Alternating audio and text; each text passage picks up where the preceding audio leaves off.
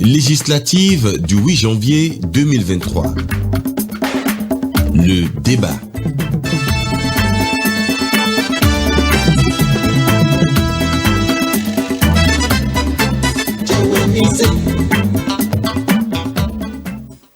Mesdames et messieurs, bonjour.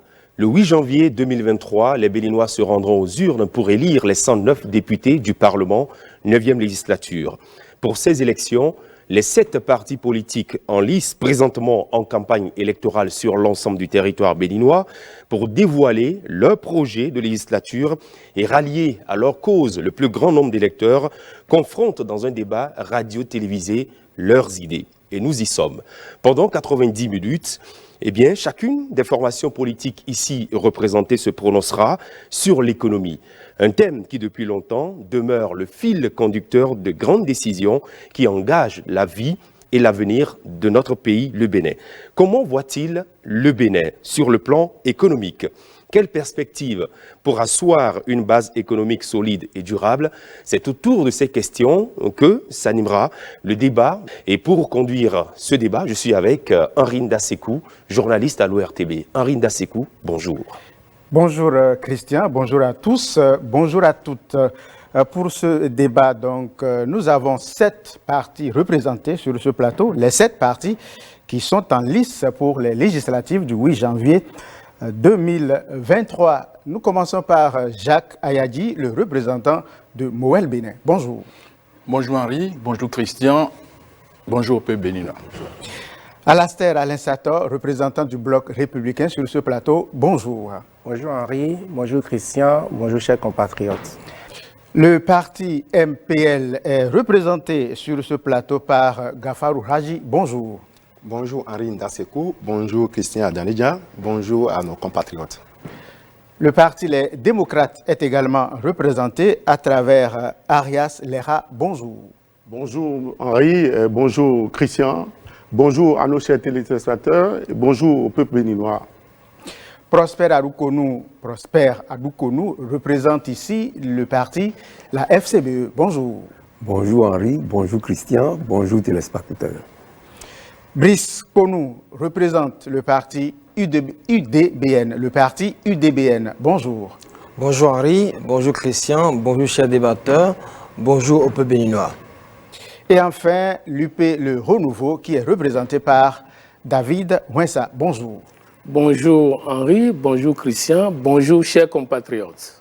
Voilà, ainsi présenté l'ensemble des débatteurs dans cette thématique liée donc à l'économie. Et nous allons commencer par la toute première question, une question qui s'adresse à tous les représentants de partis. Et nous allons commencer par le représentant du parti Bloc républicain, Alastair Alain Sator. L'économie béninoise a fait face à une série de chocs exogènes ces dernières années. On rappelle la fermeture des frontières avec le Nigeria, la pandémie du coronavirus, la guerre russo-ukrainienne. Et selon le gouvernement béninois, l'économie béninoise a été résiliente grâce aux efforts de tous les Béninois. Que vous inspire cette affirmation? Merci Christian. Je dois commencer par dire que c'est une affirmation qui m'inspire beaucoup de satisfaction. Ça ne vous a pas échappé que le Bénin, à l'instar des autres pays de la communauté internationale, a fait face à une conjoncture internationale difficile, marquée notamment par la conjonction d'un certain nombre de facteurs que vous avez rappelés tantôt, la Covid-19, la guerre en Ukraine, et particulièrement des conditions aggravantes pour le Bénin, que sont la fermeture en temps des frontières du Nigeria et le déplacement massif des populations dans les pays situés au nord du Bénin en lien avec la menace djihadiste, ce qui, entre-temps, a causé un déficit céréalier important dans ces pays que le Bénin, malheureusement, doit pouvoir combler avec sa production locale.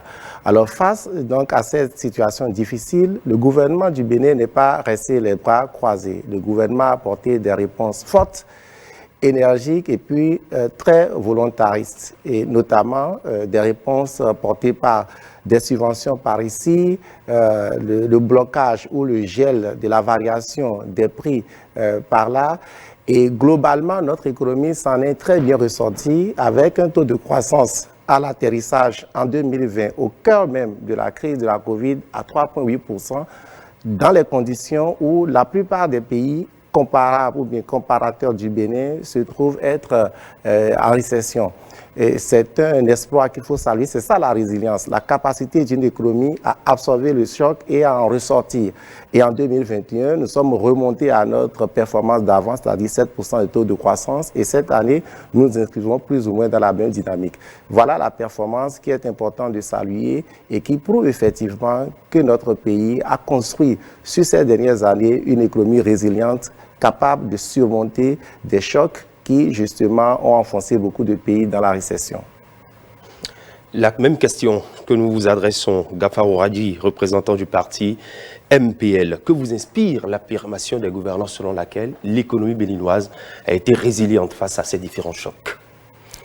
Merci beaucoup. Il serait un peu déplacé de notre part de ne pas reconnaître les efforts fournis par le gouvernement béninois pour contrer un peu les chocs que nous avons eus, notamment les chocs liés à la Covid-19, et les chocs liés à la guerre en Ukraine et aussi la fermeture des frontières avec le Nigeria. Vous savez, l'État n'est pas producteur de la richesse. L'État offre les canaux, un environnement sain pour pouvoir permettre à ce que la richesse soit produite par des investissements privés. Et là-dessus, je salue aussi les efforts que le gouvernement a fait dans ce sens-là, en permettant à ce qu'il y ait des investissements massifs dans le secteur de l'industrialisation. Je vais prendre le cas, par exemple, de le Golo-Digbé, par exemple, tout ce qui est fait là-bas. Il faut aussi reconnaître l'effort du gouvernement par rapport pour contenir un peu la Covid à travers les appuis directs, les mesures pour geler ou conforter un peu les prix des denrées alimentaires. Tout ça a contribué à ce que nous puissions véritablement passer le cap. Et c'est ça justement la résilience d'une économie. Cependant, il est à souhaiter que, puisque l'État ne produit pas de la richesse vraiment, il est à souhaiter que les mesures entreprises subissent d'extension. Et quand nous parlons d'extension, c'est que vous allez observer que c'est dans la même période, pendant que le gouvernement fait des efforts, que les tasses ont été suffisamment créées encore. Voyez, c'est dans la même période que, pendant qu'on parle de la possibilité pour la population de survivre aux affres de la Covid et de la guerre russo-ukrainienne, que c'est dans la même période qu'on a constaté aussi qu'il y a eu de nouvelles tâches qui ont été créées. Et ça, ce n'est pas forcément pour aider les populations à s'en sortir. L'économie béninoise est dépendante du secteur agricole et du commerce formel et informel. En réalité, donc, si on devrait avoir il devrait y avoir des mesures, c'est faire de l'incitation à ce qu'il puisse y avoir de la production. D'accord, les productions qui ont été faites au Bénin, une mesure a permis à ce que ces productions soient bloquées, ne soient pas envoyées dans d'autres pays pour permettre aux populations de survivre. Mais il faut aussi déplorer que le gouvernement a fait preuve un peu de laxisme dans la gestion de la crise avec le Nigeria, puisqu'on ne peut pas avoir ce géant voisin à côté et alors souffrir des affres de la Covid ou des mesures ou de la guerre russe. Donc je pense que, en bref, c'est ce qui retient qu'on peut rapidement citer pour pouvoir dire. Mais je rappelle que vraiment des efforts suffisants ont été faits pour aider la population à passer le cap. Nous sommes à présent avec le parti Les Démocrates, représenté par Arias Deha, sur la même question. Je vous remercie, monsieur le journaliste. Je voudrais d'entrée de jeu saluer tout le peuple béninois pour les efforts consentis personnellement et individuellement, où qu'ils soient, par rapport à tout ce que nous avons vécu depuis 7 ans. Depuis 7 ans, il n'était pas possible pour nous d'être avec vous ici, de pouvoir opiner, de donner notre opinion. Aujourd'hui, c'est possible. Nous vous remercions pour l'avancée. Une lueur d'espoir commence par s'installer pour l'inclusion par rapport à ces élections aujourd'hui. D'entrée de jeu, je voudrais aussi faire noter une chose. Le gouvernement actuel n'est pas venu connaître une crise. il y a eu une alternance normale qui a eu lieu, qui devait permettre à ce gouvernement d'avoir le temps de préparer tout ce qui peut arriver. Le choc est arrivé, on a parlé de Covid, on a dit, aujourd'hui j'entends que l'économie, elle est résiliente, d'autres disent même, osent dire que l'économie se porte bien. Je voudrais savoir une chose, la bonne santé économique d'un pays se repose sur un facteur majeur, c'est l'emploi. Et est-ce qu'il y a l'emploi aujourd'hui au Bénin? Je dis non. Puisqu'il n'y a pas l'emploi, on se permet de faire de la logomachie en disant qu'on est dans la résilience. Des peuples ont transcendé tout ça. On a vu d'autres pays, par rapport aux différentes crises qui viennent d'être évoquées par mes collègues ici présents. D'autres pays ont répondu favorablement, ont bien agi. Et les pays comme le Togo, le Sénégal, un peu partout, ont donné de la bonne réponse. Ici, on a pris tout le temps à dire on va faire ceci. Il y a eu de l'argent d'ailleurs pour la crise. N'oubliez pas que les bailleurs ont donné ce qu'il fallait donner pour nous accompagner. Qu'allons-nous faire de cela? Nous avons appris. Nous avons appris et c'est pas nous. Les rapports qu'on a laissés, qu'on nous a laissé savoir que les fonds Covid, par exemple, ont été gérés un peu dans ce que j'appelle un peu du dédale. Ce n'est pas bien quand c'est ceux-là qui sont au pouvoir aujourd'hui, quand c'est le président Patrick Talon qui est au pouvoir et qui est en train de nous faire savoir une certaine rupture qu'on n'a pas encore notée jusqu'à ce jour. Quand on parle de l'économie qui marche, et que je n'arrive pas à manger, je suis scandalisé, je suis hystérique. Quand on parle de l'économie et qu'on dit qu'on est dans la résilience, qu'on a réussi le choc qui nous est venu et que le prix de l'haricot revient à 800 francs, je me pose la question. Moi, j'ai eu la chance de payer dans ce pays, bien avant l'arrivée de ce système-là, de ce gouvernement-là, de payer l'haricot à 200 francs. Aujourd'hui, c'est à 800.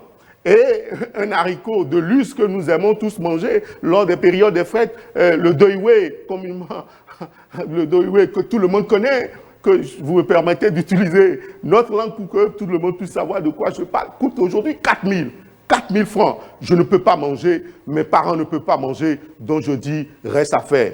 Merci. Nous sommes avec vous, Jacques Ayadji, du parti Mouel Bénin. Merci, j'aurais dû vous répondre en une phrase. Mais ce que j'ai entendu avant moi m'amène à aller au-delà de la phrase. Sinon, vous parlez d'affirmation du gouvernement selon laquelle l'économie béninoise est restée résiliente. Ce n'est pas une affirmation du gouvernement, c'est un fait, c'est du factuel, c'est du pas-pas, c'est ce que tout le monde a vu et c'est le point de vue des Béninoises et des Béninois honnêtes. Peut-être que les illusionnistes peuvent penser qu'on peut créer de l'emploi dans un pays sans créer la richesse. L'emploi est généré par la richesse. Il faut que le Bénin, notre pays, mette en place un système pour créer la richesse. Et c'est au bout de cette richesse qu'on peut espérer avoir de l'emploi. Ceux qui font des incantations pour dire qu'il n'y a pas d'emploi, alors qu'ils ne réfléchissent pas pour savoir ce que notre pays va faire pour créer la richesse, ils sont à côté de la plaque. Ce que le gouvernement de la rupture est en train de faire, c'est de mettre en place le socle de la création de la richesse par la mise en place des infrastructures de base. Vous savez que lorsque vous ne produisez pas ce que vous consommez, et que vous ne consommez pas ce que vous produisez, vous ne pouvez pas créer de l'emploi. Et pour créer de l'emploi, pour créer de la richesse, il faut penser à l'industrialisation. Et cette industrialisation n'est pas possible sans la mise en place des infrastructures de base. Et si vous observez bien le gouvernement du président Patrick Talon, c'est ce qui se fait depuis 2016. Nous sommes en train de gagner le combat de l'énergie, un combat sans lequel on ne peut jamais industrialiser notre pays. Nous sommes en train de gagner le combat de la mise en place des infrastructures de base. Donc, la création de l'emploi est en marche, mais méthodiquement, parce que ça ne peut arriver qu'à la suite de la création de la richesse. Je voudrais vous remercier pour cette première question. À l'UDBN, nous sommes avec Brice Poum. Votre réponse. Merci Christian. Merci au peuple béninois qui a su toujours prendre les chocs du côté positif. Nous sommes sur ce plateau pour la plupart des universitaires, mais je préfère parler un français très dilué parce que je parle au peuple béninois, qui n'a pas un niveau très élevé. La question dont il s'agit est que le Bénin, depuis quelques années, a été confronté à des situations. Le peuple béninois, vous avez tous vu au moment où les frontières du Nigeria ont été fermées, ce que le peuple a vécu. Vous avez vécu avec nous la pandémie de Covid-19 et la guerre russo-ukrainienne. Toutes ces situations ont eu des facteurs assez éprouvants sur l'économie béninoise. Mais le peuple a su s'adapter. Le peuple a su s'adapter parce que le gouvernement a pris des mesures. Le gouvernement a pris de très belles mesures pour accompagner le peuple, pour gérer cette situation. Il est vrai, tout n'est pas bien. Nous en avons souffert et nous continuons d'en souffrir. Mais me dire par exemple que le haricot était à 200 francs et est passé à 800 francs, cher peuple, vous êtes là, vous êtes dans le marché, vous comprenez. Nous ne sommes pas là pour dire des choses qui n'arrangent pas le peuple. Nous sommes là pour dire la vérité. Et c'est dans ce schéma que l'UDBN, notre parti, s'inscrit totalement. Notre parti a décidé de révéler la vérité au peuple béninois. Le gouvernement a fait des efforts et qu'il faut saluer. Il y a eu des exonérations. Le fonds de Covid a été distribué aux artisans. J'en ai eu des preuves. Il y a plein de trucs que le gouvernement a fait et moi je salue. Il est vrai qu'il reste à faire. C'est dans ce schéma que nous nous inscrivons pour participer à cette mandature, à la 9e législature, afin que les choses se fassent de la meilleure façon avec le peuple et pour le peuple. Merci. Merci. Nous tournons vers la Foscorie pour un Bénin émergent. Avec vous, M. Prosper Adoukonou, quelle est votre réponse à cette question? Merci beaucoup, M. Christian. Je vais commencer par le modèle économique dont vous avez parlé au début. Vous aviez posé la question de savoir quel modèle économique qu'il faut pour le Bénin. Je crois que la question devrait commencer par là. En attendant, maintenant, on part du oui, maintenant. Il faut dire que depuis l'indépendance jusqu'à ce jour, le Bénin a connu fondamentalement deux modèles économiques. Le modèle libéraliste et le modèle socialiste. Le modèle de libéralisme économique avant la Révolution et le modèle libéralisme après la Révolution. Aujourd'hui, est-ce qu'il faut encore se demander quel modèle économique pour le Bénin? Ce n'est pas possible après 50 ans d'indépendance. J'ai entendu dire que le gouvernement a pris beaucoup de mesures pour contrer le Covid, pour contrer ceci et cela. Je pense que pour une économie résiliente, il faut aller dans le panier de la ménagère. Qu'est-ce qui est dans le panier de la ménagère aujourd'hui, après tout ce que nous avons vécu? C'est vrai, le gouvernement a tenté de faire des efforts, mais est-ce que ces efforts-là sont suffisants? Je crois que non. Aujourd'hui, la misère a gagné du terrain. Et pour juger, pour qualifier une économie de résiliente, il faut que la misère recule dans le pays. Malgré tous les chocs que l'économie subit, la misère devrait reculer. Mais aujourd'hui, la misère n'a pas reculé. Non seulement la misère n'a pas reculé, mais beaucoup de Béninois ne mangent plus les 3 repas par jour. Et ça, je crois que nos amis ne vont pas me démentir. Donc, en gros, il faut dire que notre économie se cherche encore, ce qui ne devrait pas être le cas après 50 ans d'indépendance. Ce n'est pas possible. Donc aujourd'hui, nous pensons qu'il faut que le gouvernement fasse beaucoup d'efforts pour dire que l'économie béninoise reste résiliente là. Il faut encore beaucoup d'efforts de la part du gouvernement. Je vous remercie. Merci beaucoup. Et pour cette première question, nous allons vous écouter David Ouinsa, représentant de l'Union progressiste Le Renouveau. Merci Christian. Et il faut appeler un chat un chat. L'économie béninoise a été bien résiliente face au choc qu'elle a subi. Parce que nous parlons de l'économie. Et les performances sont là pour le prouver. Donc, satisfaction totale. Mais ce que cela m'inspire dans notre perspective de parlementaire, c'est que la 8e législature a accompagné le gouvernement dans ce processus. J'en veux pour deux preuves. La première, les lois de finances qui ont été votées de 2019 à 2022 ont connu un accroissement progressif.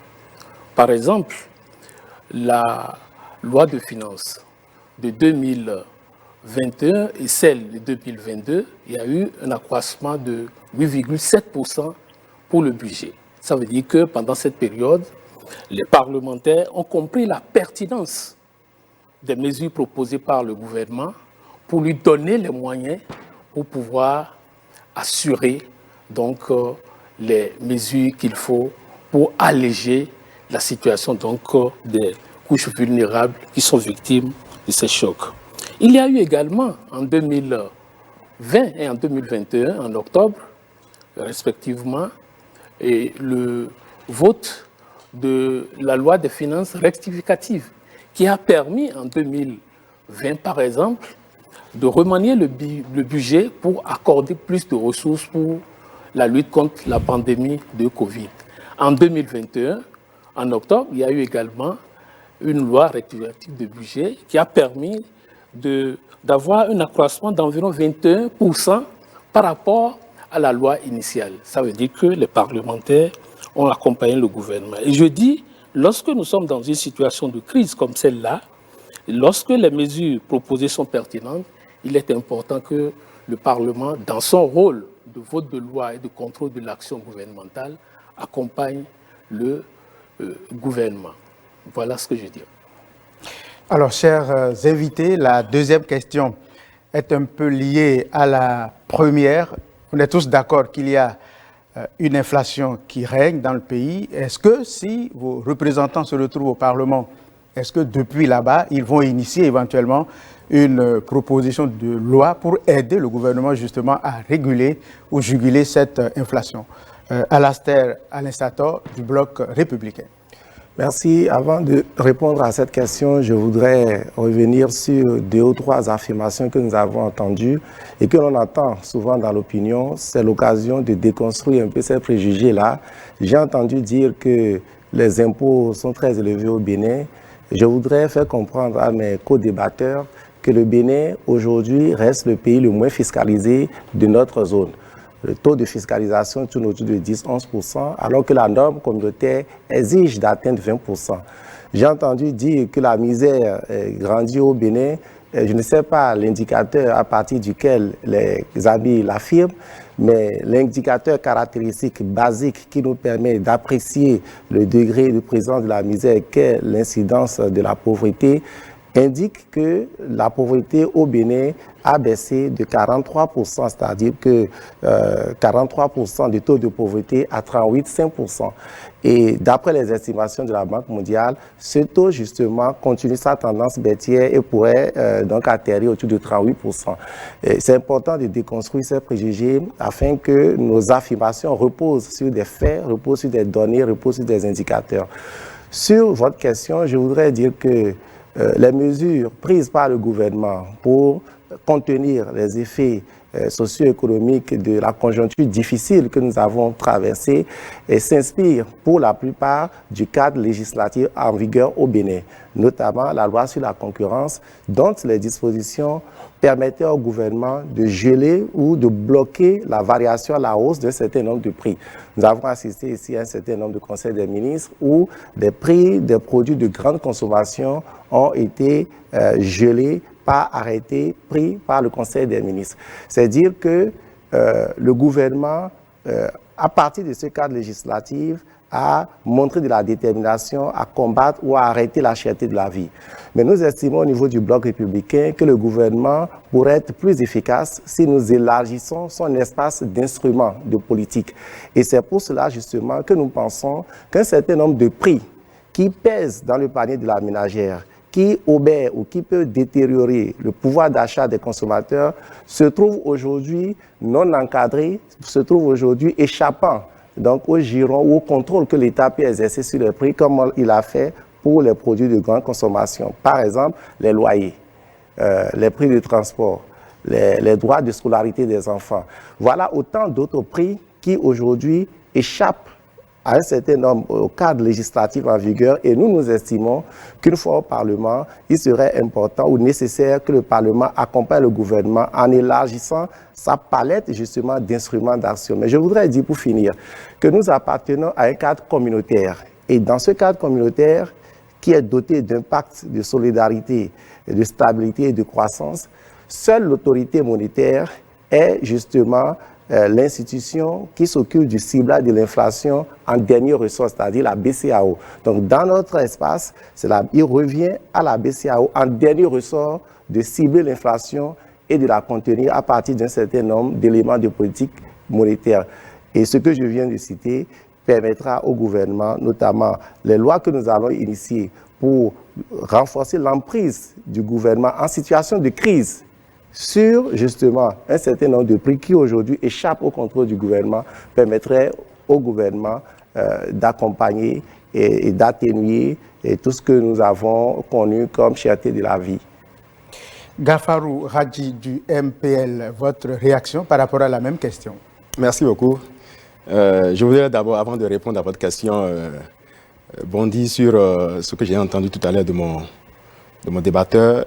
J'ai entendu tellement de chiffres, des estimations, j'ai l'impression que nous ne sommes pas dans le même pays.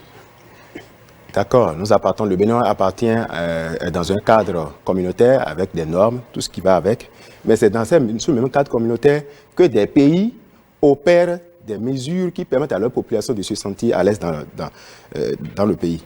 Alors, vous savez, en matière d'économie, il n'y a pas de magie.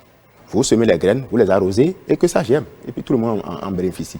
Donc, je pense que faire des lois, par exemple, pour contrôler, pour agir sur les prix n'est pas la solution. Il faut la production de la richesse. Et tout à l'heure, un des débatteurs ici disait que la résilience de l'économie ou une bonne économie est l'économie qui donne du travail. Et comment voulez-vous donner du travail au peuple béninois sans mettre en place des mécanismes qui permettent à ce que nous produisions de la richesse? Tout à l'heure, quand je parlais de Grodibé, je disais que c'est une bonne chose. Sans l'industrialisation, nous ne pouvons pas atteindre le quota d'emploi qu'il faut créer pour pouvoir permettre aux populations de vivre décemment. Alors, mais quand vous allez à Grodibé, dont j'ai parlé tout à l'heure, combien sont les opérateurs économiques nationaux qui sont représentés là-bas?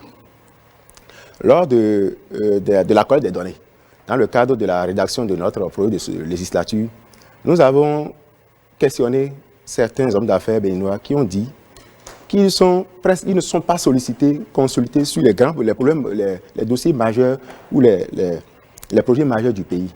Et évidemment, quand vous allez à Grodibé, vous n'aurez pas le nombre que vous voyez là-bas qui représente les opérateurs économiques béninois est faible. Alors, on préfère alors, dans les raisonnements, on a ouï dire que le gouvernement ne voudrait pas avoir d'éléphants blancs dans le pays. C'est pourquoi il préfère travailler avec des hommes d'affaires étrangers. Mais je pense que ce qu'il faut faire fondamentalement, il faut alors trouver un mécanisme pour permettre à ce que les hommes d'affaires béninois soient protégés. Je voudrais, pour répondre à votre question, dire que l'initiative économique ou financière est exclusivement réservée au gouvernement. C'est le gouvernement qui définit la politique économique et, bien entendu, le député, le parlementaire que nous sommes, mettra son œil pour pouvoir contrôler un peu ce que le gouvernement fait. Il ne serait donc exister de loi de finances qui permettra, émanant du gouvernement, du Parlement ou d'un député ou même d'une commission des lois pour pouvoir, de l'Assemblée nationale, pour pouvoir contenir ce qu'il faut faire dans le cadre de la régulation du marché. Cependant, nous pouvons nous assurer que tout ce que le gouvernement met en place va dans l'intérêt majeur de la population. Et ça, c'est ce que nous pensons faire une fois au Parlement. Prendre des mesures qui protègent les nationaux, qui protègent les hommes d'affaires béninois pour que même si on doit alors partager le marché avec d'autres personnes, qu'il y ait la possibilité que nous puissions faire une mutualisation des forces et ce faisant, les Béninois pourront véritablement apprendre, il y aura des transferts de compétences. Alors, je pense que notre économie, quand on parle de modèles, tout à l'heure j'ai entendu parler de modèles, les 3 modèles que nous avons déjà connus depuis 60. Aujourd'hui, je ne sais pas si le Bénin a encore un modèle fiable. Nous pensons qu'il faudra alors aider le gouvernement à mettre une économie innovante Faites de diversité. Puisque tout à l'heure, quand je parlais, je disais que l'État ne peut pas produire de la richesse. Il faut permettre à ce que des hommes d'affaires produisent de la richesse. Et que nous parlons de la richesse, il faut que nous puissions avoir la possibilité de diversifier cette richesse-là.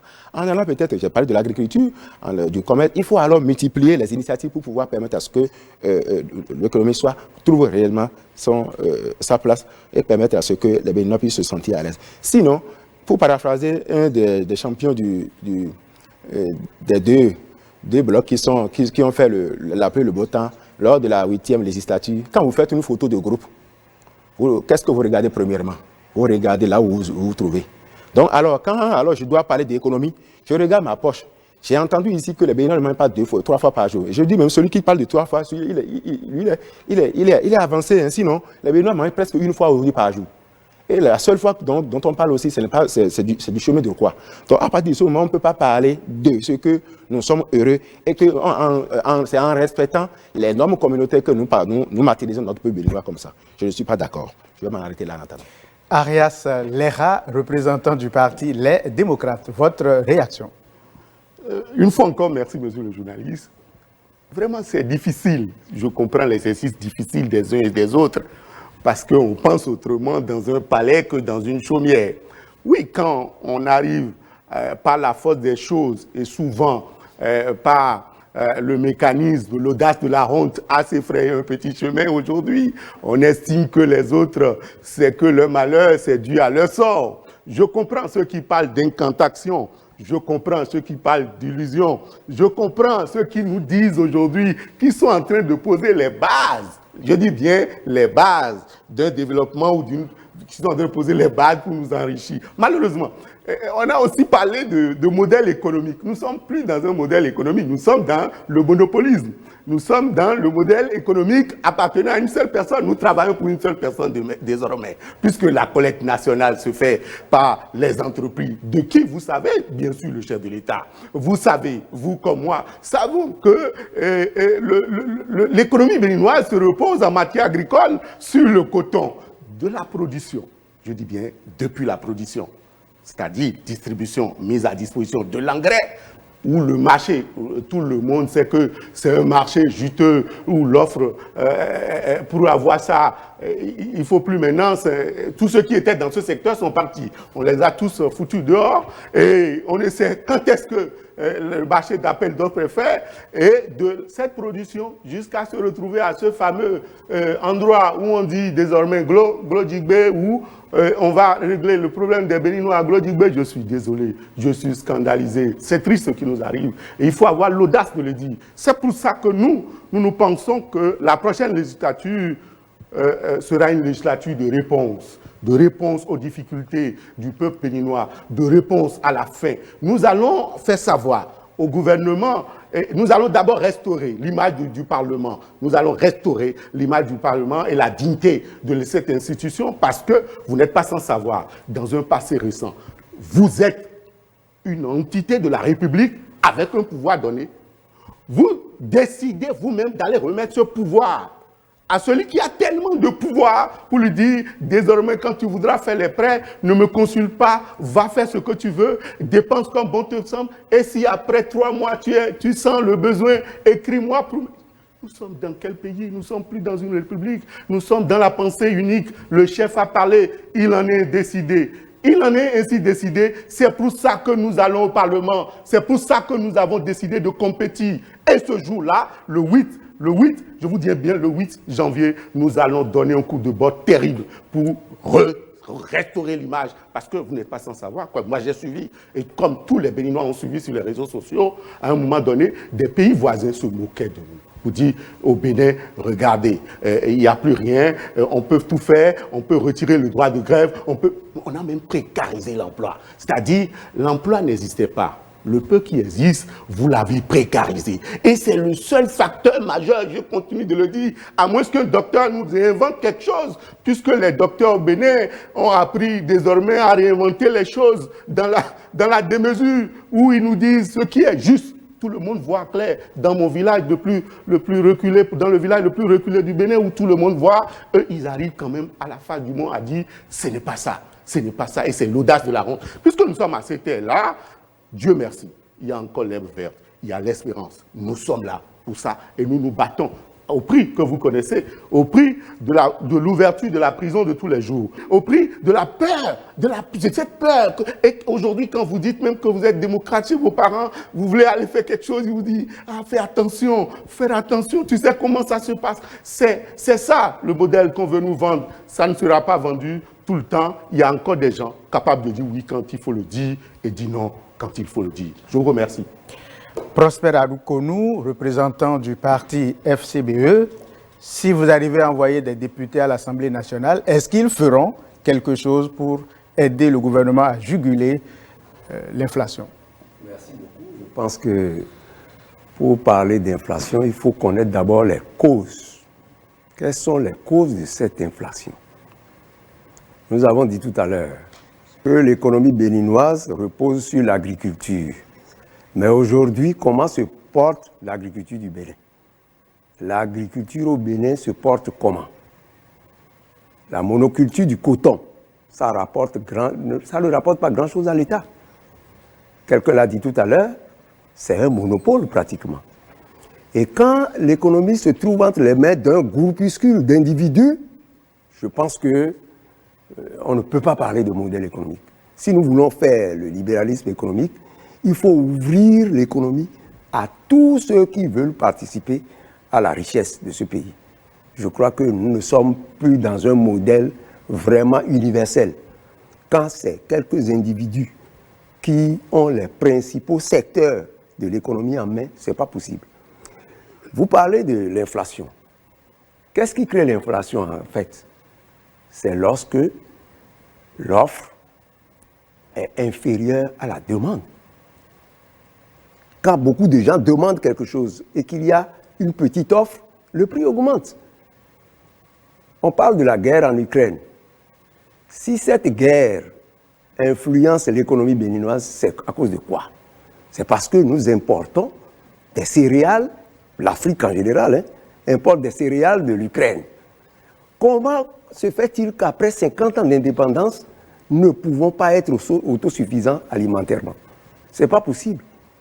Donc, l'inflation a une cause, et la cause, c'est il faut imputer cette cause-là à la gestion de l'économie béninoise. L'économie béninoise, c'est une économie monopoliste, c'est-à-dire un groupuscule d'individus possède les grands secteurs de l'économie. Ce n'est pas possible. Ça ne peut pas créer l'emploi.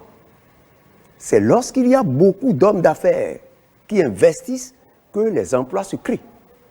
Mais quand on confine l'économie entre les mains d'une poignée d'individus, l'économie ne peut pas marcher.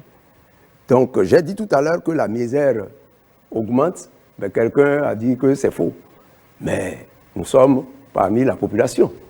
Nous savons ce qui se passe. Et eux-mêmes, ils savent ce qui se passe. Le Béninois ne peut plus manger à sa faim. La plupart des Béninois ne peuvent plus manger à leur faim. Et ça, il faut le dire ouvertement.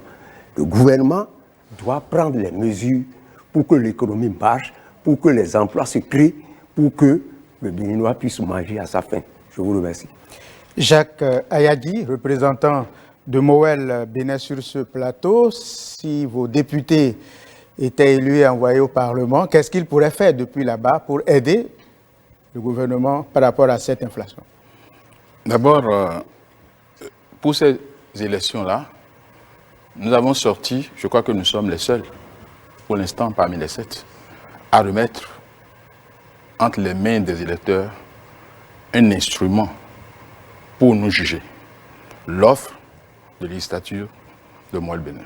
Je voudrais bien que le peuple le regarde correctement, puisque la semaine qui va commencer, il y aura une distribution massive de cette offre au peuple béninois pour leur permettre d'avoir, au-delà des discours, un document dans lequel sont consignées les propositions de Moël Bénin. Ce n'est pas par des lois que nous allons régler le problème de l'inflation.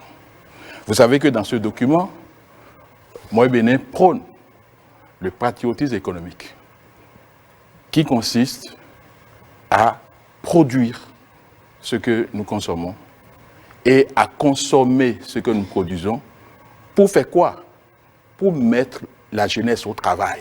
Donc créer l'emploi dont parle les amis d'à côté, si nous ne rentrons pas dans un processus de production et de consommation de ce que nous faisons de nos mains, nous ne pouvons pas créer cette richesse-là. Donc, on prend le patriotisme économique pour mettre la jeunesse au travail et en deuxième, pour enrichir notre pays, pour lui permettre d'autofinancer son développement.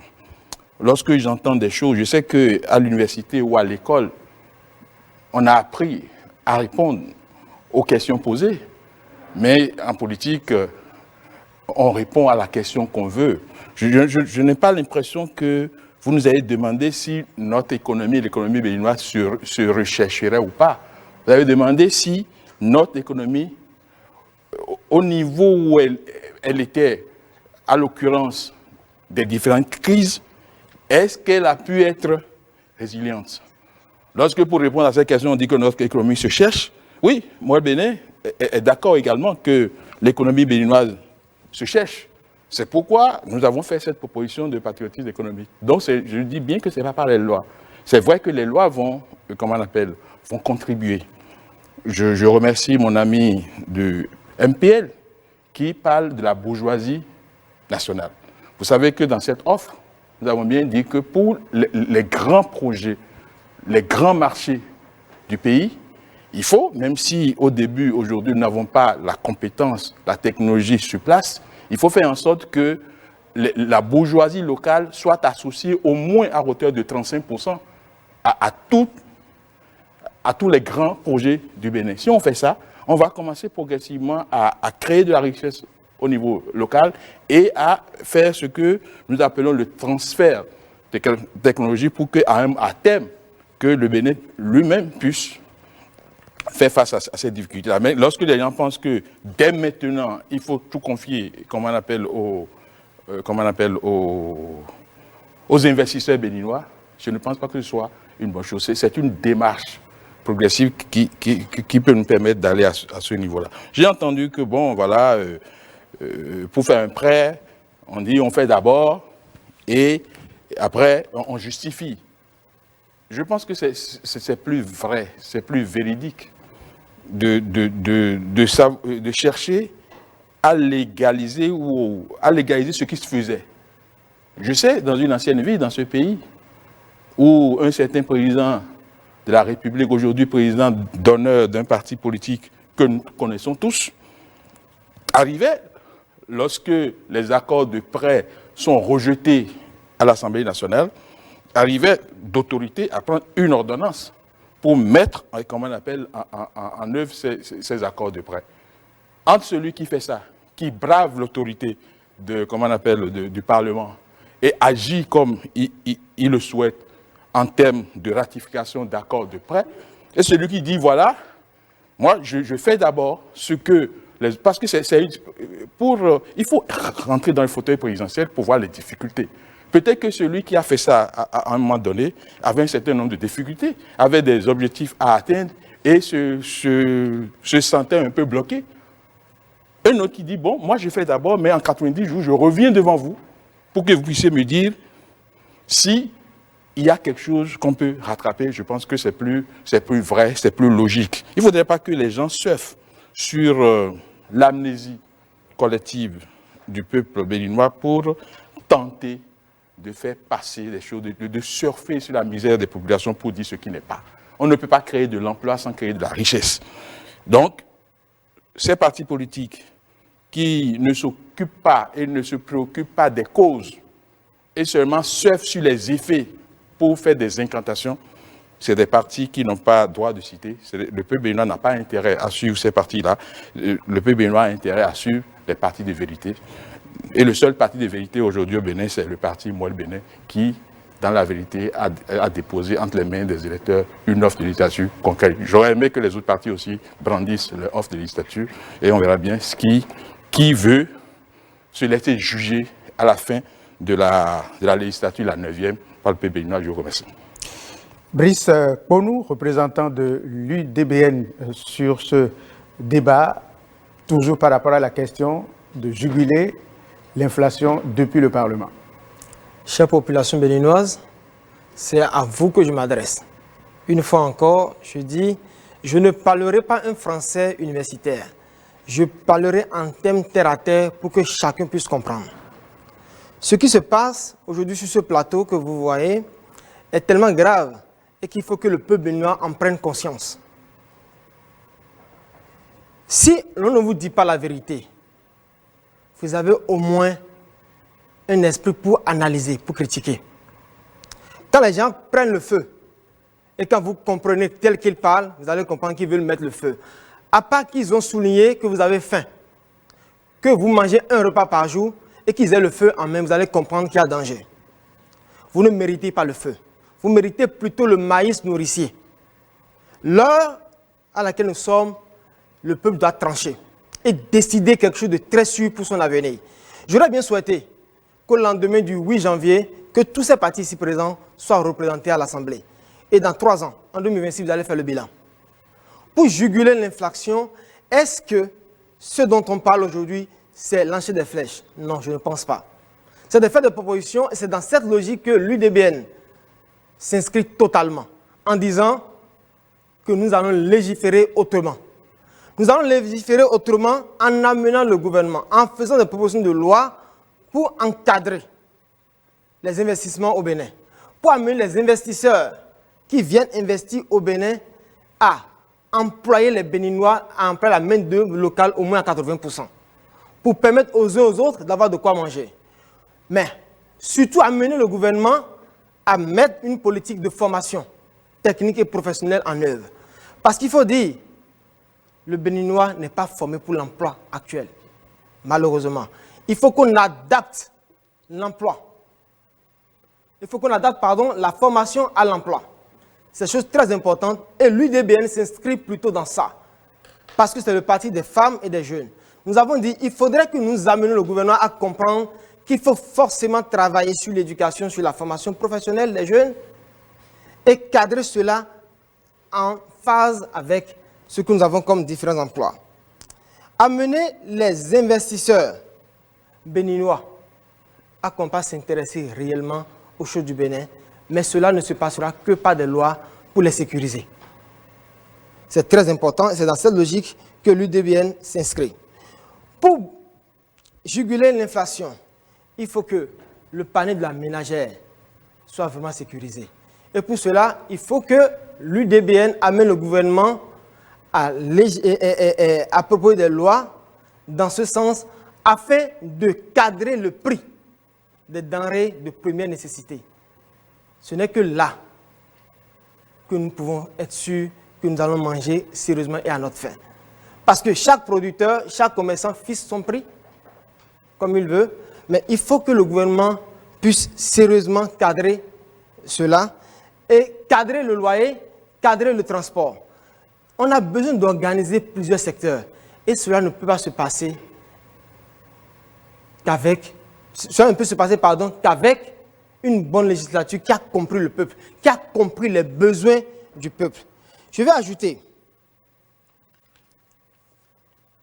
que le Bénin est un produit agricole, il faudrait forcément maintenant que le gouvernement s'intéresse à investir dans la mécanisation agricole, dans la transformation, dans l'industrialisation.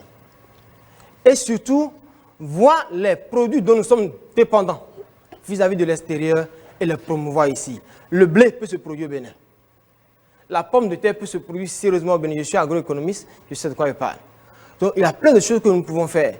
Il a fallu la guerre russo-ukrainienne pour qu'on comprenne qu'on peut produire le blé en Afrique. Or, le Burkina, ça fait des années que le Burkina produit le blé. Le Tchad produit le raisin pour le vin et fait même produit même le vin. Pourquoi on ne peut pas produire ça? Il faudrait quand même qu'on se prenne désormais au sérieux pour arrêter de dépendre de l'extérieur. Ce n'est que comme ça que nous pouvons vraiment juguler l'inflation. Merci, monsieur le journaliste. David Wensa, représentant du parti UP Renouveau, votre intervention. Merci. Avant de revenir sur ce que le Parlement pourrait faire dans le cadre donc de pouvoir contrer l'inflation, je voudrais faire quelques précisions. En fait, l'inflation, c'est la perte du pouvoir d'achat de la masse monétaire qui se traduit par une augmentation générale et durable des prix. Il y a, au titre des facteurs qui engendrent, les facteurs structurels qui engendrent l'inflation, on peut citer 3. Il y a la politique monétaire des banques centrales, il y a le décalage entre l'offre et la demande, puis il y a l'augmentation des prix des facteurs de production. Et dans ces conditions, le gouvernement, qui dans son rôle, dispose d'au moins 4 mesures pour conjurer l'inflation. Dans un premier temps, il y a la politique monétaire des banques centrales qui pourrait donc viser à adapter la masse monétaire à un objectif faible d'inflation, mais pas taux nul.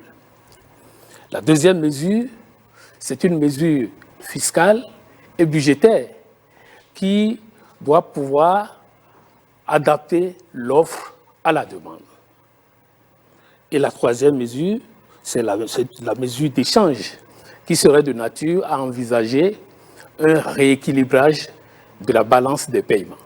Puis en dernière analyse, il y a la mesure qui vise à contrôler et à réguler les prix des produits. Et ça, nous l'avons déjà vu dans un passé récent. Mais dans ces conditions, qu'est-ce que le Parlement peut faire? Le Parlement peut être amené, dans le cadre de l'adoption donc des lois de finances, à prendre des mesures pour réguler l'inflation. Le Parlement peut également, dans le cadre donc des lois rectificatives, et prendre des mesures, en accord bien sûr avec le gouvernement, pour réguler l'inflation. C'est ce que nous aimions dire pour le moment, mais nous reviendrons plus tard sur un certain nombre de choses que nous entendons ici, sur lesquelles il faut vraiment faire des précisions, parce que nous parlons non seulement au peuple béninois, nous parlons au monde en tout entier. Donc, merci. Merci beaucoup, M. David Ouensa. Nous venons donc d'épuiser la deuxième question. Nous allons à présent passer à la troisième question. Et cette troisième question a rapport au budget général de l'État. Nous sommes au Parlement. Il arrive que les députés rejettent le projet de loi des finances et contraignent ainsi l'exécutif à gouverner par ordonnance. Chers représentants de partis, cette prérogative parlementaire vous agrée-t-elle malgré l'urgence de développement? Nous allons commencer par la toute première formation politique tirée au sort, le Bloc républicain, Alastair Alisato. Merci beaucoup. Avant de répondre à votre question, il me plaît de rappeler à mon ami Jacques Ayadi que le Bloc républicain, depuis le 19 novembre, à l'investiture de ses candidats ici au Palais des Congrès, a déjà communiqué sur son programme de législature que je tiens ici et qui actuellement est en cours de distribution aussi sur toute l'étendue du territoire national. Je voudrais aussi rappeler aux amis que lorsqu'on est en situation de crise, plus rien ne fonctionne normalement dans l'économie comme le prédit les modèles traditionnels, les modèles classiques. Nous pouvons justement avoir, j'ai entendu ici dire que s'il y a inflation, c'est parce que l'offre est inférieure à la demande. Non. Le Bénin, je voudrais rappeler, sur ces 2 dernières années, était le 2e pays producteur de céréales dans notre espace, avec un excédent céréalier important. Mais nous avons enregistré les situations, nous avons connu les situations que nous avons connues. En situation de choc, l'économie est bouleversée, l'économie est perturbée et même l'inflation peut être importée. Dans ce cas, comme je l'ai dit tantôt, il est important que le Parlement aille à la rescousse du gouvernement en dotant le gouvernement de l'espace d'instruments nécessaires pour justement atténuer les effets de la cherté de la vie ou de l'inflation. Des amis à côté ici ont carrément dénié même au Parlement sa capacité à aider le gouvernement en situation difficile. Si le gouvernement de notre pays a pu faire ce qu'il a fait en contrôlant les prix, notamment en gérant la hausse d'un certain nombre de prix de produits de grande consommation, c'est parce qu'il y a eu une loi sur la concurrence. Et comme le disons au niveau du Bloc républicain, cette loi n'intègre pas suffisamment de façon exhaustive l'ensemble des prix qui sont présents dans le panier de la ménagère. C'est pour ça, au niveau du Bloc républicain, nous allons fortement encourager la prise d'une loi de protection du pouvoir d'achat du consommateur de manière justement à intégrer un certain nombre de prix qui jusqu'à aujourd'hui, en situation de crise, échappent au contrôle du gouvernement. Et j'ai rappelé par exemple les prix de transport, j'ai cité les prix ou les droits de scolarité, les prix de loyer, qu'il est important pour le gouvernement de pouvoir contrôler en situation de crise. Pour revenir donc à la question qui est posée, c'est malheureux qu'à un moment donné, le Parlement soit amené à rejeter le projet de loi de finances.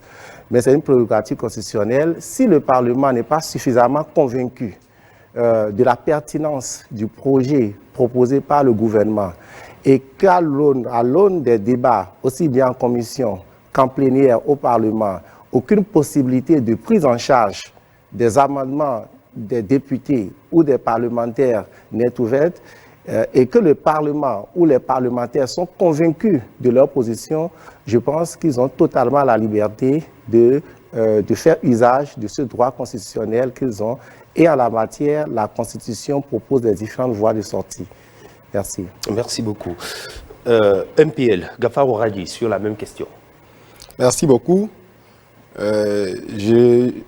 J'abonde dans le même sens que mon prédécesseur en disant que on n'envoie pas un député à l'Assemblée nationale pour constituer un mécanisme de blocage du gouvernement.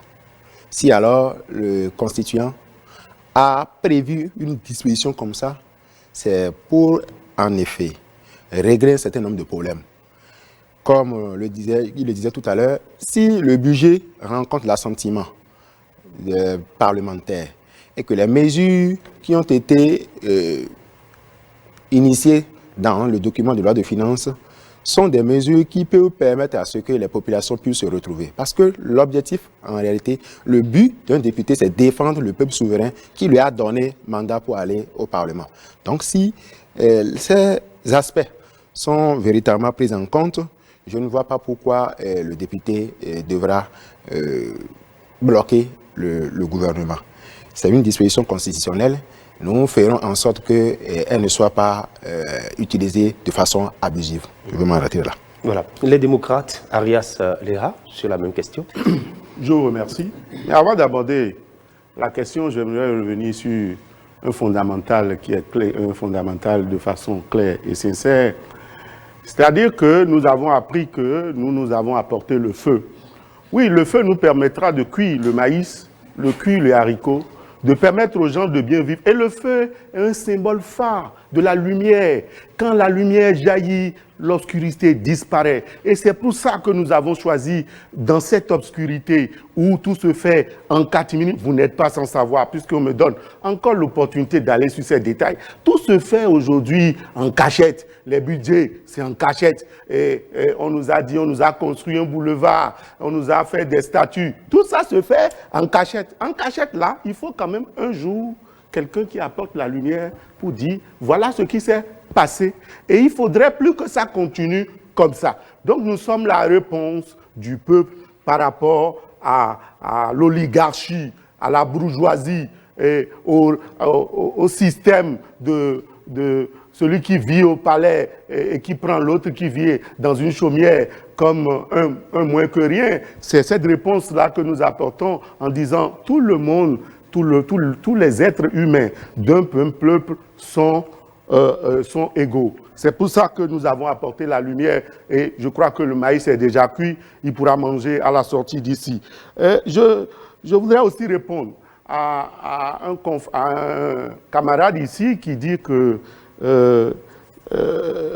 ils ont apporté tellement de solutions à travers un bouquin qu'ils publient pour dire voilà leur réponse. Mais quelle réponse? De quelle réponse nous parlons? Vous servez le même chef. Vous publiez ou vous faites la propagande du même chef. Puis, ce qui se fait, c'est du prêchi-prêcha. Le prêchi-prêcha, vous savez ce que ça veut dire. Ça veut dire simplement cette moralité qu'on veut faire véhiculer tout le temps et qui est ennuyeuse. Ça ne porte plus parce que les problèmes sont latents, se gangrènent chaque jour.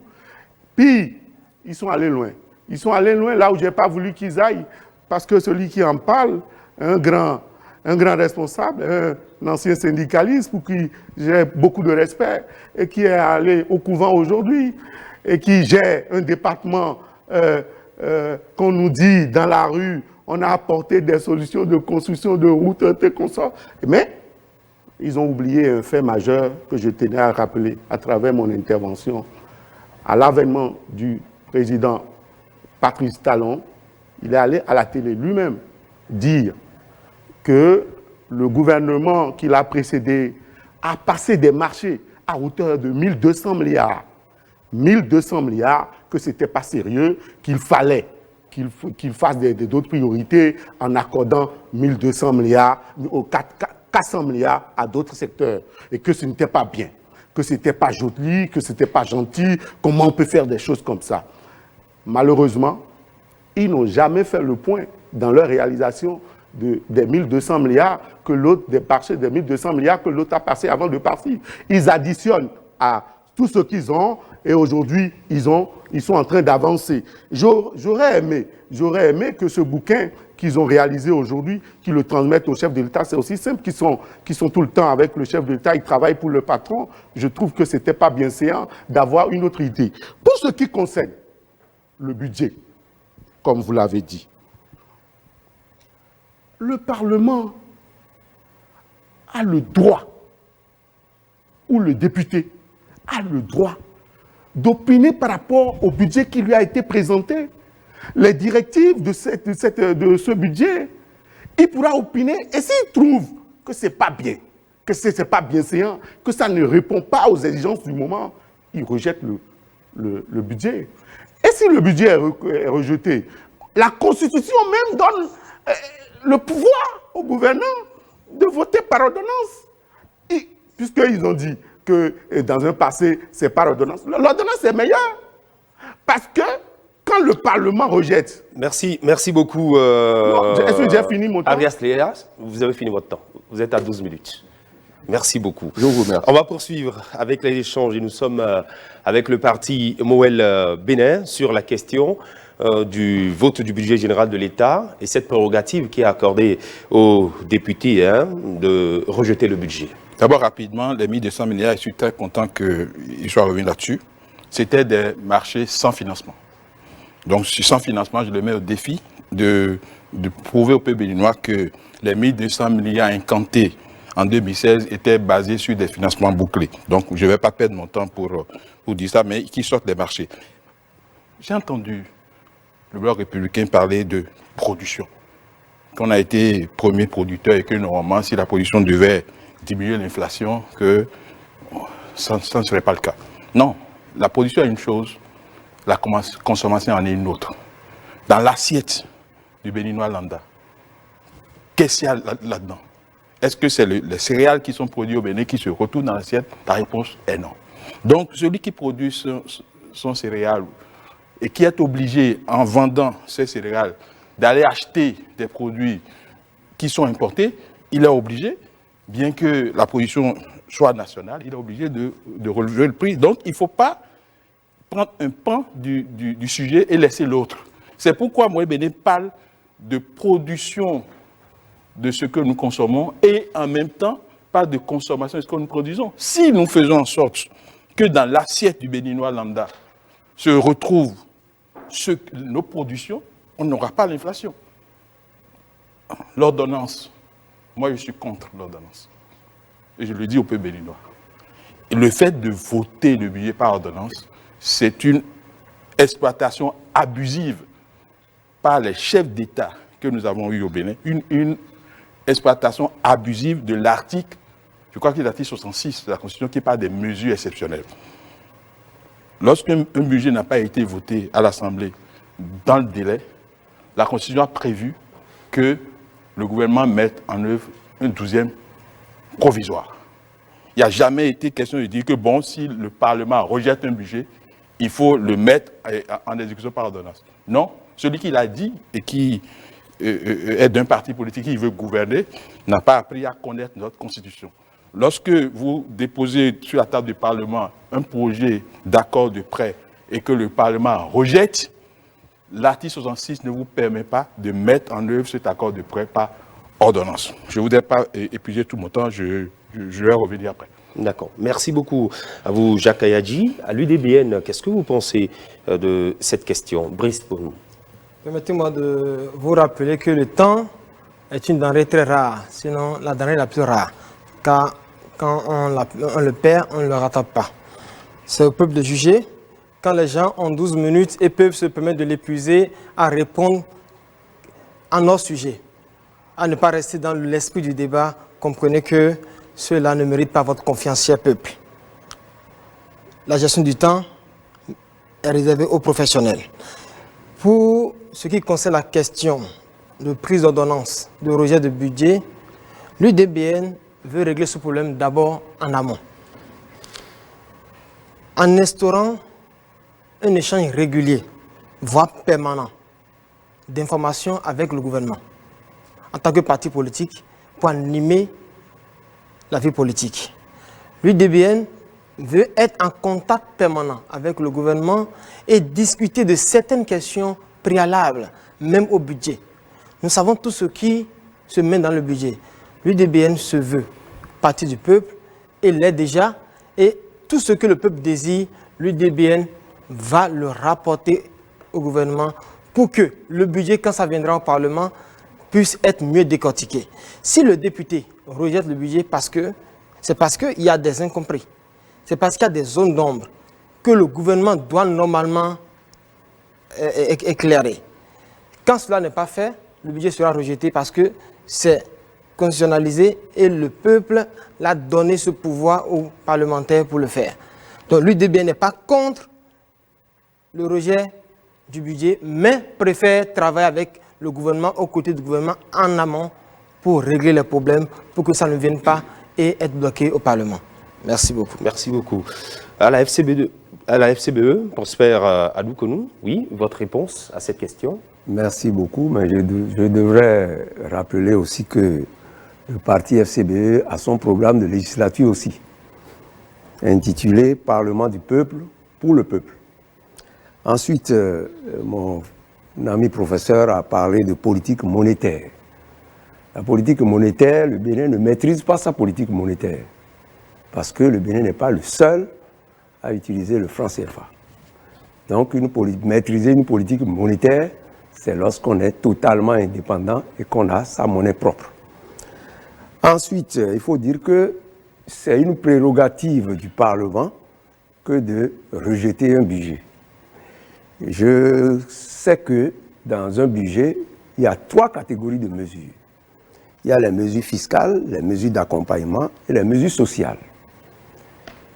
Les mesures fiscales, c'est pour agir sur la fiscalité, diminuer ou augmenter, ou bien essayer de voir quel est le type d'impôt qu'il faut aménager pour essayer de contenter un peu les populations. Les mesures d'accompagnement, c'est pour consolider l'économie. Et les mesures d'accompagnement sont là pour voir s'il faut des réglages dans certains secteurs de l'économie. Les mesures sociales, c'est pour accompagner les populations les plus démunies, les populations qui n'ont pas grand moyen. Lorsque les députés analysent chacune de ces catégories de mesures et qu'ils constatent que le gouvernement ne fait pas des propositions à la mesure de la conjoncture économique, ils sont en droit de rejeter. Donc, le président a dit, vous ne pouvez pas être contre l'ordonnance, puisque c'est prévu par la Constitution. Quelque chose qui est prévu par la Constitution, un individu ne peut pas se lever et dire qu'il est contre. C'est le constitutionnaliste qui a jugé cela nécessaire. Donc, enfin, il faut dire que le contrôle de l'action gouvernementale, c'est l'une des prérogatives du Parlement et le Parlement est en droit de rejeter un budget à tout moment au gouvernement de prendre des mesures pour voir comment il va faire appliquer son budget. Je vous remercie. Merci beaucoup. Merci à vous, M. Adoukonou. M. David Rouinsa, représentant l'Union progressiste Le Renouveau.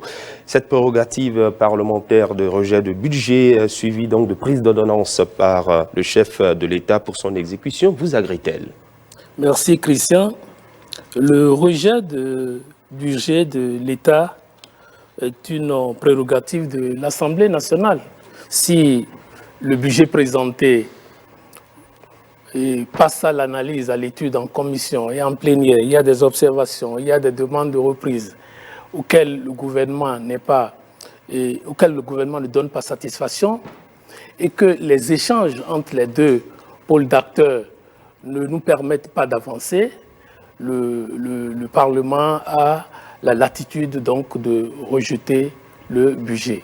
Mais ce qu'il convient de dire, j'estime que, en tant que futur parlementaire, il devrait avoir un dialogue constructif et positif entre le Parlement et le gouvernement pour qu'on évite ce genre de situation, parce qu'en réalité, il y a des inconvénients à la mise en œuvre d'un budget par ordonnance. Parce que dans un budget, il y a le budget général de l'État, le budget de fonctionnement, il y a le budget d'investissement. Et la mobilisation de ressources pour la partie investissement est assurée aussi bien par l'État que par les partenaires techniques et financiers. Et lorsque le budget doit être exécuté par ordonnance, ça ne permet pas aux bailleurs de fonds de se sentir en sécurité pour pouvoir apporter les ressources nécessaires à la mise en œuvre du budget. Donc, je crois qu'il y a des éléments, des aspects qui sont tels que l'on devrait essayer de trouver des solutions pour éviter la mise en œuvre d'un budget par ordonnance. Quatrième question donc, chers invités, pour ceux qui ont encore du temps. Selon vous, quel modèle économique faut-il pour le Bénin aujourd'hui? On commence par Alastair Alissator du Bloc républicain. Merci Henri. Il faut dire que la réponse à cette question a souvent donné l'objet de guerre d'école, a souvent fait l'objet de guerre d'école. Mais je voudrais rappeler brièvement que dans la pratique, nous avons un ensemble de modèles économiques, de modèles de développement qui cohabitent. Nous avons des modèles de développement d'industrialisation par substitution, les modèles de développement d'industrialisation par promotion des exportations, des modèles, par exemple, d'économie sociale du marché, ce que les pays comme l'Allemagne pratiquent, des modèles de libéralisme pur et dur, des modèles économiques interventionnistes et puis, disons, des modèles de développement durable qui font la conciliation entre les intérêts économiques, sociaux et environnementaux. Il faut dire que le meilleur modèle économique aujourd'hui pour notre pays est celui que propose le Bloc républicain. C'est un modèle qui s'inspire des valeurs du Bloc républicain, c'est-à-dire un parti libéral de droite et qui croit justement à la libre expression, à la libre entreprise, à la liberté donc de l'initiative privée, mais qui perçoit l'État dans un rôle régalien, au-delà de ce rôle régalien, donc de justice, sécurité et défense, mais l'État comme étant un agent régulateur, stabilisateur de l'économie qui participe à la promotion du bien-être social. À partir de ce moment, le Bloc républicain offre un équilibre entre le marché et l'État, donnant à chacun de ces agents, selon le principe de subsidiarité, le rôle ou lui affectant le rôle dans lequel il est le plus efficace. Voilà le modèle qui convient au Bénin. Je vous remercie. Gafarou Hadji du MPL, selon vous, quel est le modèle économique que le Bénin devrait adopter? Merci beaucoup Henri. À la lumière de tout ce qui est dit ici et tout ce que nous savons de l'exercice du pouvoir par nos actuels gouvernants, nous pensons que le modèle qui serait le plus adapté à notre pays sera un modèle socialiste où le peuple est au cœur de la politique, de toute politique. Le peuple est au cœur de l'initiative économique. Ce n'est que ce modèle qui permettra à ce que nous puissions nous retrouver en tant qu'individus, nous pouvons nous retrouver en tant que citoyens, nous puissions avoir la possibilité de dire que nous appartenons à un peuple, à une nation. Et ce n'est que ce modèle aussi qui permettrait à ce que nous puissions véritablement nous sentir libres de nos moyens et de disposer des ressources suffisantes pour pouvoir mettre en œuvre tout ce que nous avons comme projet. Si le gouvernement doit pouvoir nous écouter pendant que nous serons au Parlement, et je vous le raffirme que nous serons massivement au Parlement, le MPL, le parti, le balai, sera largement représenté au Parlement et à l'occasion, nous pourrons faire le débat pour pouvoir aider à contribuer à ce que nous puissions avoir un modèle économique qui satisfait tout le monde. Je vous remercie. Les démocrates n'ont plus de temps pour réagir. On passe à Jacques Ayadji, représentant de Mowel Bénin sur le plateau. Le modèle économique que prône Moïse Bénin, c'est le patriotisme économique, qui consiste à avoir dans les assiettes du Béninois ce que nous produisons ici. Produire ce que nous consommons, consommer ce que nous produisons et accompagner cela par la préférence nationale. Ça, nous le disons depuis 2018. Nous n'arrêterons jamais de le dire. Mais je voulais dire à mon ami du FCBE que je n'ai jamais dit ici que je suis contre l'ordonnance. J'ai dit que je suis contre les ordonnances pour mettre en œuvre des budgets. Moi, je réponds aux questions. La Constitution a prévu ce qu'il faut faire lorsqu'un budget n'est pas voté dans les délais. C'est le 12e provisoire. Et puis, je remercie notre ami de l'UPR qui a dit, bon, il faut le dialogue pour que le budget, qui est un instrument de développement, ne soit pas imposé par le chef de l'État et le gouvernement. Merci. Brice Ponou, vous représentez l'UDBN. Quel est le modèle économique que vous jugez adapté au Bénin? Merci, monsieur le journaliste. Le modèle économique que l'UDBN souhaite promouvoir au sein du Bénin et amener le Parlement à légiférer pour porter ce modèle très haut, c'est un modèle économique qui met la femme et les jeunes au cœur du développement économique. C'est un modèle qui permet aux jeunes et aux femmes de participer réellement à l'essor économique du pays. C'est un modèle qui promet la consommation du local. C'est un modèle qui demande que toutes les ressources du Bénin soient industrialisées et exploitées pour son développement. Prosper Aroukonou, représentant du parti FCBE, le modèle économique que vous jugez adapté au Bénin, c'est lequel? Merci beaucoup. Aujourd'hui, le modèle économique béninois est basé sur les secteurs vitaux entre les mains d'un groupuscule d'individus. Ça, il ne faut pas ça pour le Bénin. Si nous voulons faire du libéralisme économique, il ne faut pas faire du capitalisme sauvage comme nous le faisons maintenant. Il faut mettre l'homme au centre du développement. Comme notre devise à nous, à FCBE, c'est l'homme au centre du développement, la social-démocratie, il faut un libéralisme à visage humain, où le social a quand même sa place dans l'économie béninoise. Je vous remercie. David Wensa de l'UP Le Renouveau, votre réaction? Merci. S'agissant du modèle économique, je dois dire, à l'instar de mon collègue, à l'instant que c'est une question d'école. Mais qu'on veuille ou non, toutes les analyses faites au niveau de toutes les grandes écoles amènent à une réalité très simple en matière de modèle économique. Et là, je le dis, je le répète. C'est quoi l'économie? L'économie est une étape du développement. On ne peut pas parler de l'économie en mettant de côté le développement. Et pour la création de richesses qui est au cœur de l'économie, c'est la nature du capital qui définit le modèle. Il y a donc 3 modèles. Les autres, ce sont des variantes. Le modèle libéral, dans lequel nous avons le capital privé et le capital public. Le modèle socialiste, où c'est l'État qui est exclusivement qui a le capital. Et le modèle communautariste, où les communautés peuvent avoir leur capital.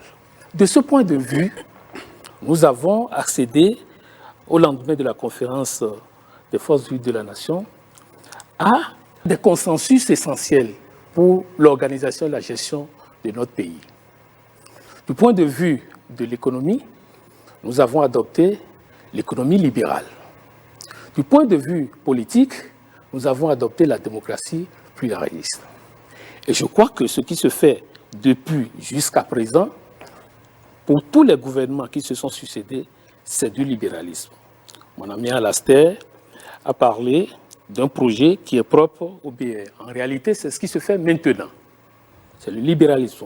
On peut avoir à faire des appréciations du libéralisme pur, du non social, ceci ou cela. C'est vrai, il y a des insuffisances, il y a à améliorer. Ce qui se fait maintenant est amélioré. Et nous pensons que le capital aujourd'hui qui produit dans notre pays, c'est aussi bien le capital privé que le capital d'État. Alors, si nous prenons les sociétés pour lesquelles il y a eu les dénationalisations, il y a eu les liquidations et autres, il n'y a que des ouvriers et qui ont perdu leur emploi. Et ça, je crois que dans notre système, dans notre modèle économique que nous voulons, il doit y avoir des mesures pour alléger la situation des ouvriers et de ceux qui ont perdu leur emploi. Je donne un exemple concret. Alors, on pourrait envisager une compensation ou une indemnisation pour ceux qui ont perdu leur emploi à concurrence, par exemple, de 60% pendant un an. Et pendant cette période, on essaie de renforcer les capacités de ceux qui ont perdu leur emploi pour leur permettre d'être employés dans d'autres secteurs où ils ont des aptitudes. Ça se fait dans les pays, dans les grands pays, où les gens ont pu accumuler et ont fait des réserves. Comme ça, on pourra faire en sorte que le taux de chômage soit réduit. Et je reviendrai tout à l'heure pour la question de l'employabilité. Le taux de chômage serait réduit et les questions d'aménagement du panier de la ménagère pourraient être résorbées par l'indemnisation qu'on va payer. Donc, le modèle économique en cours pour l'Union progressive, le renouveau, est un modèle libéral qui est conforme à ce que nous avons adopté, mais qui mérite d'être amélioré par ce que nous venons de dire. Merci. Merci beaucoup. Je pense que nous allons aborder à présent la toute dernière question. Nous allons commencer par le bloc républicain qui a encore 1 minute 10 secondes et nous parlons des attentes des populations, des propositions fortes venant donc de vos formations politiques pour leur bien-être à travers l'employabilité. Merci. Je voudrais saisir donc cette dernière minute pour rappeler quelques-unes de nos propositions contenues dans notre programme de législature. J'ai parlé tantôt de la loi sur le renforcement du pouvoir d'achat des consommateurs, ce qui nous semble très important pour élargir la palette d'instruments du gouvernement en situation de crise. Ensuite, nous allons ajouter, nous proposons donc de travailler pour la prise d'une loi cadre sur l'évaluation des politiques publiques et la planification du développement afin justement de consolider les acquis de la gouvernance actuelle et d'éviter toute forme d'improvisation dans la gestion économique. Enfin, je voudrais dire que nous allons travailler pour promouvoir la prise d'une loi sur l'activation du fonds d'appui à l'enseignement et à la formation technique et professionnelle.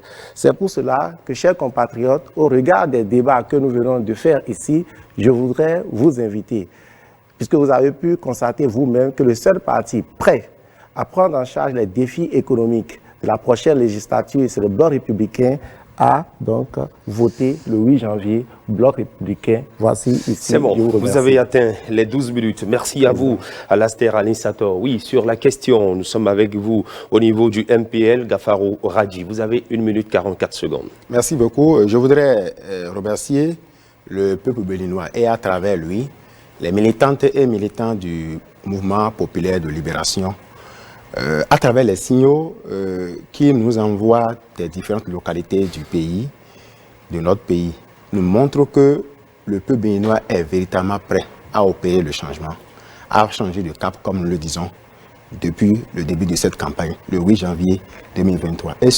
Et le choix qu'il faut est celui du balai. On connaît tous le rôle du balai. Faites donc en sorte, chère population, que notre Parlement soit véritablement nettoyé et balayé. Aux jeunes qui auront la possibilité de voter pour la première fois, je voudrais leur dire de ne pas se tromper de combat, de ne pas se tromper de cible. La cible est le balai. À Kizar, au Minasor. À ces jeunes dit, pour que nous puissions rompre avec la dictature, nous pouvons rompre avec la marginalisation, nous pouvons rompre avec le chômage, nous puissions également rompre avec l'exclusion économique et financière. En termes de mesures, nous pensons qu'il faut fondamentalement trouver un moyen de donner une allocation au chômage aux jeunes qui sont sans emploi. Cette allocation, nous la prévoyons la donner à travers un mécanisme qui est bien défini et qui permet à ce que, vous savez, la recherche de l'emploi est aussi un métier. Donc il faut quand même que le jeune qui est diplômé, qui est qualifié, ait la possibilité d'avoir un moyen qui lui permette d'aller chercher de l'emploi. Parfois, vous avez des jeunes qui veulent aller déposer les dossiers et n'ont pas l'argent des émigrants. Ils n'ont même pas l'argent de 100 francs pour acheter un forfait pour pouvoir envoyer leurs dossiers. À ces jeunes-là, nous pensons qu'il faut des moyens pour pouvoir leur permettre de ce qu'ils puissent... Votre temps est totalement épuisé, Gafaro Radji du MPL Bénin.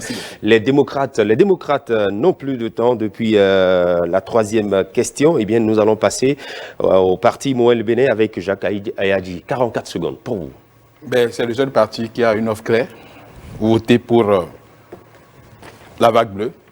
Voter pour la vague bleue, c'est voter pour l'inclusion, prendre en compte la diaspora au Bénin et faire en sorte qu'il y ait une loi programme sur 50, 100 ans basée sur la sécurité, la santé, l'éducation, l'agriculture et le transport. Voilà. Voter simplement, moi, le Bénin, c'est le numéro 1. C'est le choix de Dieu. Dieu a déjà fait ce choix et quand Dieu fait quelque chose, on se plie à la volonté de Dieu. Merci.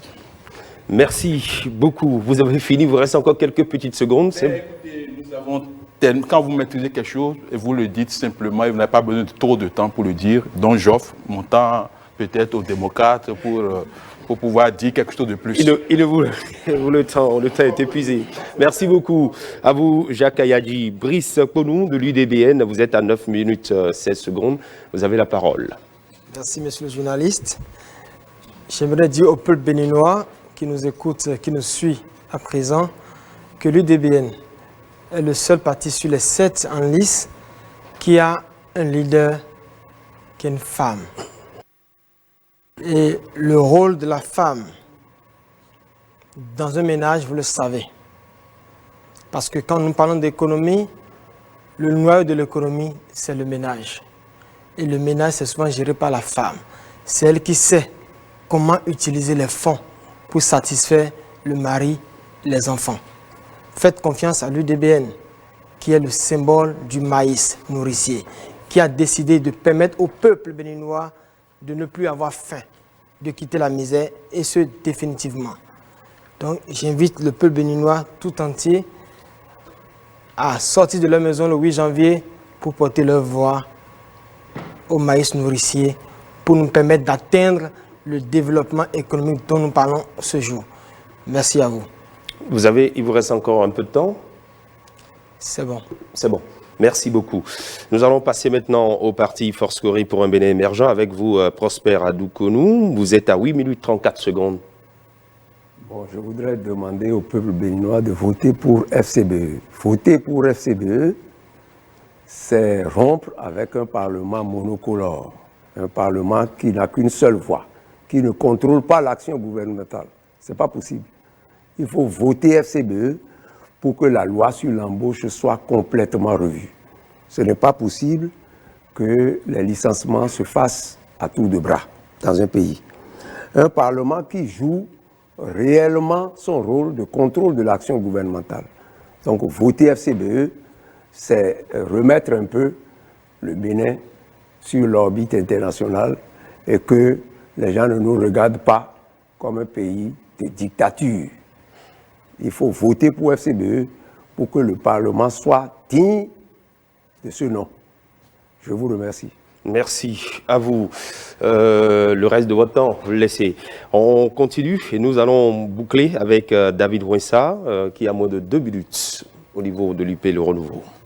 Merci. Et en termes de propositions, nous disons que l'Union progressive Le Renouveau au Parlement va proposer des lois ou bien va supporter les lois que le gouvernement aura proposées et qui vont dans le sens de la consolidation de la démocratie et du renforcement de l'état de droit et de la transformation positive donc, du pays. Donc, c'est dans ce sens que nous irons. Nous aurons 3 thématiques. Nous avons 3 thématiques que nous proposons. Relever les défis majeurs qui sont liés à l'insécurité, qui sont liés à la pression démographique, qui sont liés au changement climatique et qui sont liés à la pandémie de Covid, mais qui, à travers chaque secteur, va pouvoir faire en sorte que les populations aient accès aux services sociaux de base, qu'il s'agisse de l'éducation, de la formation, de l'emploi, de la santé, de la sécurité, l'eau, l'électricité, l'assainissement, ainsi de suite. Alors, nous aurons également aussi à proposer que l'économie soit essentiellement focalisée sur la production locale de façon à inverser la balance de paiement. Alors, mais de façon assez holistique, il y a 4 outils qui permettent à un gouvernement de gérer le pays. Vous avez 30 secondes. Alors, nous montrons ici le programme que nous avons, qui est en perspective et qui va être finalisé et qui est basé sur trois piliers. Le capital humain, le développement du capital humain, la gouvernance et l'agro-industrie, l'industrie, le tourisme et les services. Merci. Merci beaucoup. Cher Christian Adam-Dejan, chers invités, nous avons eu pour ce débat relatif aux législatives du 8 janvier 2023 7 représentants de partis politiques, Jacques Ayadi de Mowel Bénin, Alastair Alinsator du Bloc républicain, Gafarou Radji du MPL, Arias Leha du Parti Les Démocrates, Prosper Adoukonou du Parti FCBE, Brice Ponou de l'UDBN et David Ouensa du Parti UP Le Renouveau. Voilà, merci beaucoup. Merci, chers téléspectateurs, de votre attention. Bonne soirée. Législative du 8 janvier 2023. Le débat.